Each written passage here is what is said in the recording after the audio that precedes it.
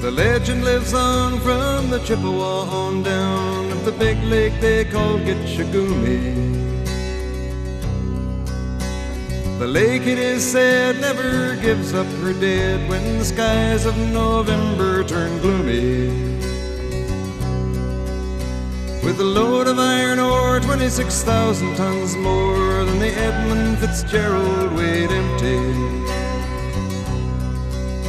That good ship and true was a bone to be chewed when the gales of November came early. The ship was the pride of the American side, coming back from some mill in Wisconsin. As the big freighters go, it was bigger than most, with a crew and good captain well seasoned, concluding some terms with a couple of steel firms when they left fully loaded for Cleveland. Then later that night when the ship's bell rang, could it be the north wind they'd been feeling?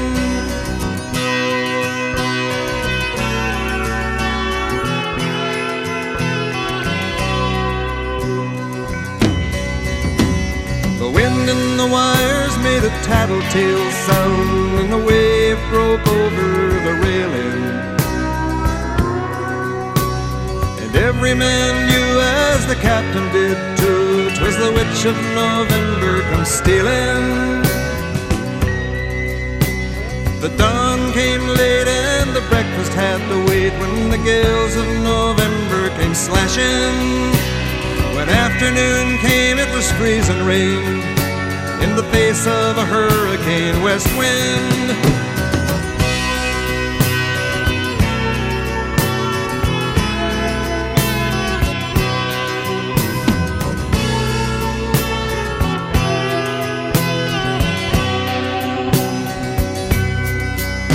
When supper time came, the old cook came on deck saying, "Fellas, it's too rough to feed you."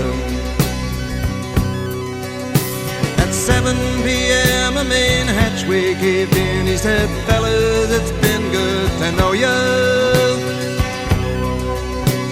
The captain wired in, he had water coming in, and the good ship and crew was in peril. And later that night when his lights went out of sight, came the wreck of the Edmund Fitzgerald.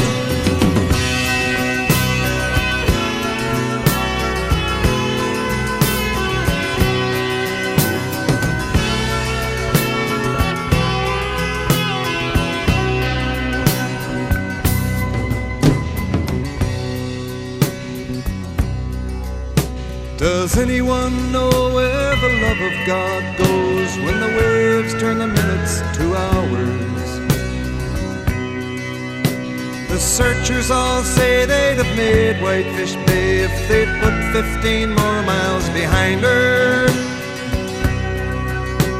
They might have split up or they might have capsized. They may have broke deep and took water. All that remains is the faces and the names of the wives and the sons and the daughters.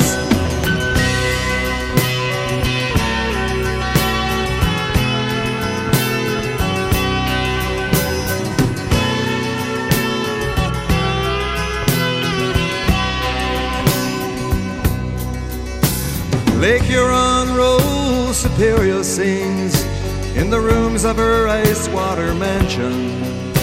Old Michigan steams like a young man's dreams. The islands and bays are for sportsmen.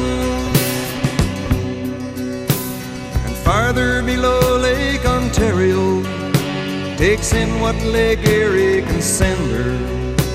And the iron boats go, as the mariners all know, with the gales of November remembered.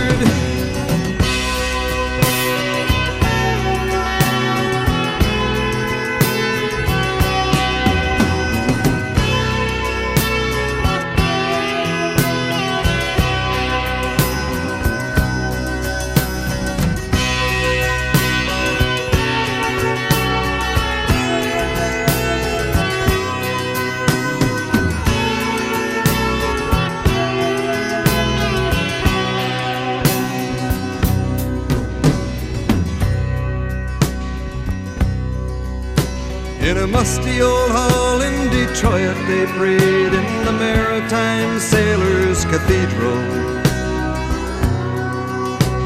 The church bell chimed till it rang 29 times for each man on the Edmund Fitzgerald.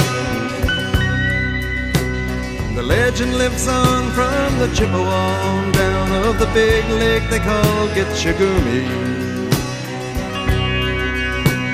Superior, they said, never gives up her dead when the gales of November come early.